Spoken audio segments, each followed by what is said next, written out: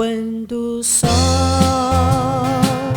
se esconde entre as nuvens e a vida se enche de solidão, quando vejo uma lágrima cair, entristece os olhos meus e eu pergunto: onde está Deus?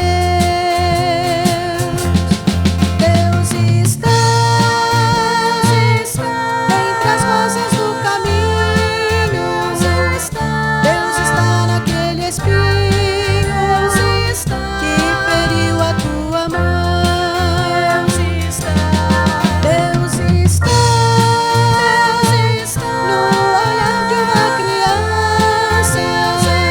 Deus está na esperança. Deus está onde a união. Quando vejo pelo mundo a miséria e a pobreza afligir a humanidade,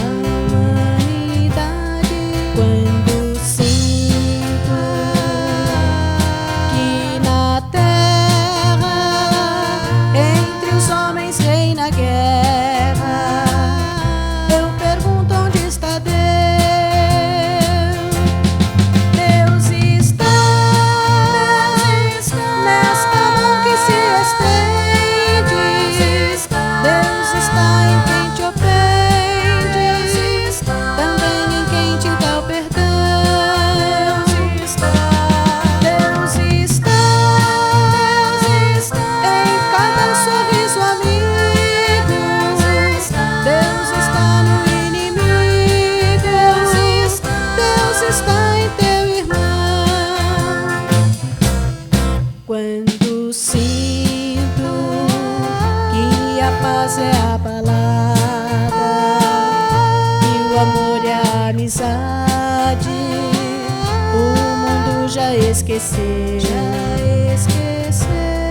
Quando sinto a solidão que invade a alma, me procure e não